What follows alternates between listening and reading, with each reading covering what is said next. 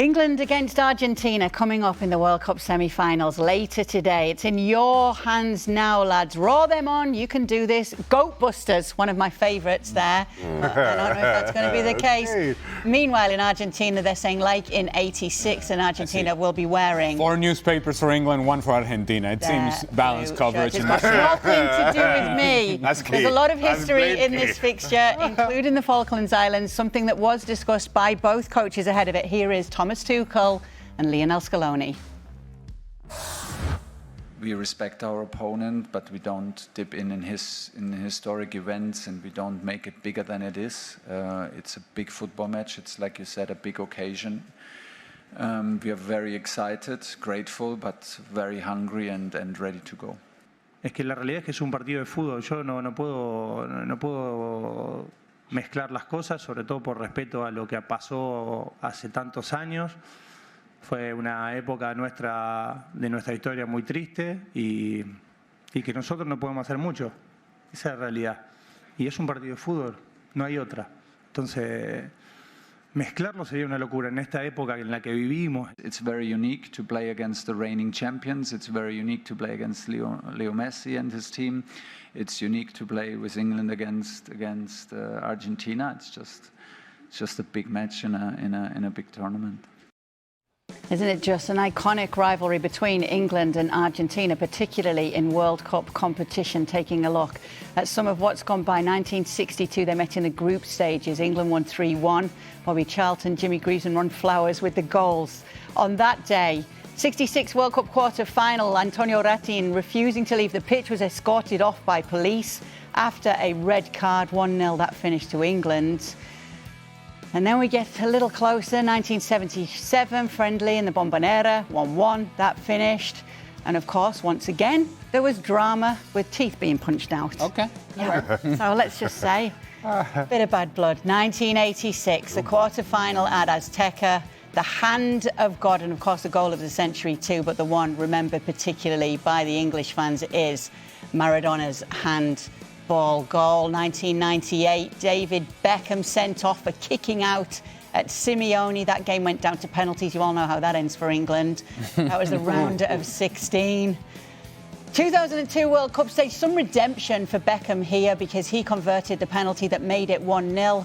Pochettino took down Michael Owen in the box there, yep. Allegedly. Argentina eliminated in the group stage. And Pochettino in 2016 said it was 15 years ago when Owen dived. Don't believe that English football is always fair because Owen jumped like he was in a swimming pool. Come on, I didn't touch him. I promise you, it's true.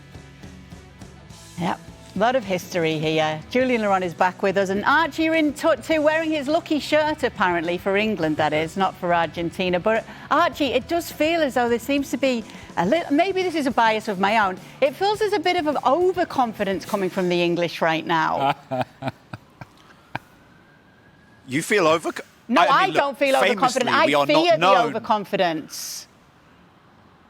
Oh, okay. I mean, look, famously, we are not known for our overconfidence in England. Right? We never get overhyped about things. We never get ahead of ourselves. That's not happened in any of our previous tournaments. So I think that on this front, I mean, look, the things that I've been hearing that have been happening here, on the plus side, we've seen a mural go up in Birmingham of Morgan Rogers and Jude Bellingham eating chips, like that. There's been one supermarket which has taken out its Argentinian wine, have that. Okay, it costs about $10, but, you know, I'm sure that's really striking right to the heart of the Argentinians right now. If I was to try and be serious about the game, which, as you know, is a tough thing, cautious optimism, I would say. I think there is a bit more realism in England after the past few years, having been in finals and got further in competitions than ever before, that there is more of an understanding, not a complete understanding, because that is not something that we are capable of in this country, but more of what it will take to beat this Argentina team. And it will be tough. It will undoubtedly be tough. It will be an absolutely massive scrap. But I'm seeing here, I'm feeling the vibes in Manchester. There are more and more England shirts that I'm seeing throughout the day. People do believe, but they know it will be a tricky one. It's got to be a tricky one. This is an Argentina side at LA who, OK, they might have had to take extra time. It might have come at the death in some of the games. But what we have seen is that they refuse to give in. And that's why they are where they are right now. I know this is tough to listen to, Kay. I know it is. But England are and should be the favorites. They should be the favorites. Even though they have had some uneven performances, at the very least, what you cannot question from England is that physically they are stronger now than what we have seen from Argentina over the last 3 matches. Argentina have been dragging their legs. This is just a physical observation. I'm not even talking about the tactics or the level of play or the talent of players. I'm just talking about running. Argentina are not running very well. And so if England are able to speed this game up and really dominate the midfield, they're going to put Argentina in a situation in which they're going to be uncomfortable. Argentina were against the ropes against Egypt. They were hanging on against Cape Verde, in trouble against Egypt, real trouble against Egypt, and they were being dominated against Switzerland. It wasn't until the red carpet Bolo Bolo that there was a turnaround in that match. I appreciate the heart of a champion. I appreciate the passion and the character from Argentina, but they're going to need more today than that in order to beat England. I know you don't want to hear it, Kay, but England should be the favorites going into this match. Tuchel's got to get his lineup right today, Nadem.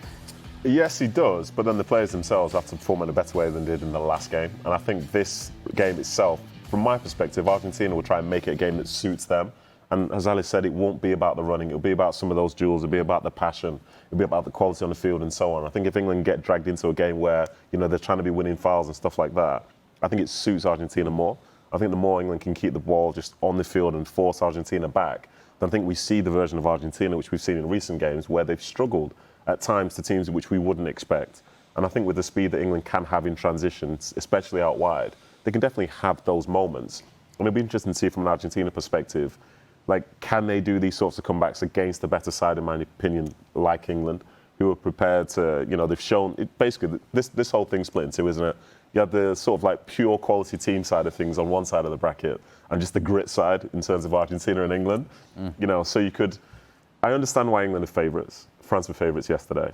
England more often than not will be favoured in this type of game, generally speaking, but they still need to perform to their best and make sure they don't play into Argentina's strengths, because if they do, I think this is going to be another disappointment. It's two sides who are probably pretty tired by this point as well, Shaka. We've seen those extra times. We've seen England at altitude in Miami. Two sides who aren't maybe at their best right now, having to try and get their spot in a final today. Yeah, but what we've seen with Argentina, even though it's gone into extra time and at least two of those knockout games and gone to the 97 or 98th in the other, is in Argentina, regardless of how tired they may be, regardless of how long they stay in this competition, they are going to go the distance. And they are going to make you earn that win, however that comes. So for England, they've got to match that. They've got to be prepared to cope with that, with that grit, that determination, that fight, that physicality throughout this competition. I get it. England are favourites for their football, but Argentina I think they know this territory. They are able to cope with it better than most. And in this one little number 10 guy, they have a player who in a moment can change games better than anybody else in world football. To the point that you were making there, Shaq, and I think it's a critical one.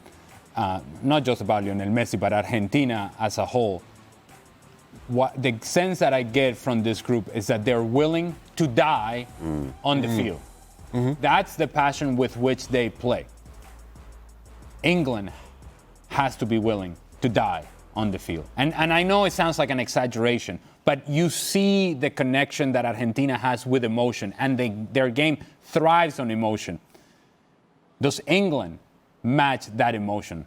And are they able to match that feeling of, we're going to do everything and anything in order to bring this joy to our fan base and to our country? The hopes of a nation are on our shoulders, and we're willing to carry that load. Argentina has proven that they can do that, and they're still doing that.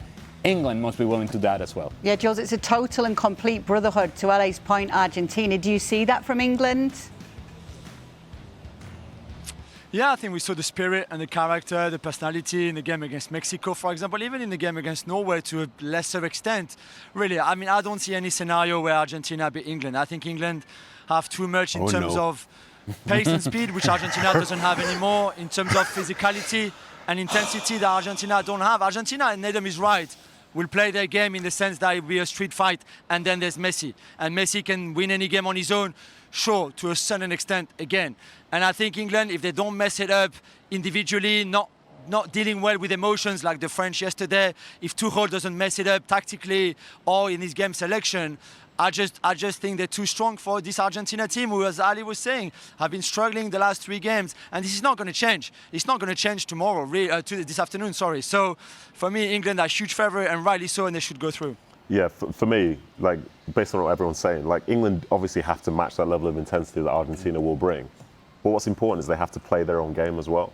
I think if they decide to try and play this game the way that Argentina want to do it and show that they can fight as well as like the main point, I think they'll really struggle. Because if, for example, they make it through this game and then they all of a sudden try and battle and play the way Spain play in the final, they'll get destroyed. So I think they need to essentially find a way to maintain their identity. But like I say, know that every duel is going to be important and they have to be able to match Argentina. Archie, how are you feeling about Jules' confidence in England there?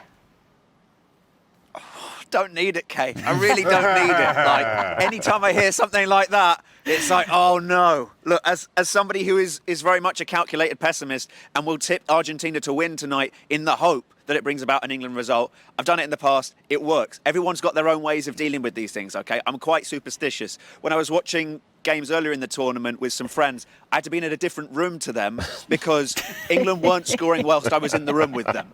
It wasn't working. I had to go into a different room 20 minutes before the end of the Congo game, and what do you know? It did mean that I had to watch the whole of the Mexico game in my bedroom alone, which was terrifying and galling at the same time. But look, I'm nervous, Kay. I'm really nervous. OK, Archie, go and lock yourself in a room. That seems to be the key. We're going to let you go and do that. I've got to go to a watch party for us tonight. You need to find, go find some back door and just lock yourself in it, OK? You'll be fine.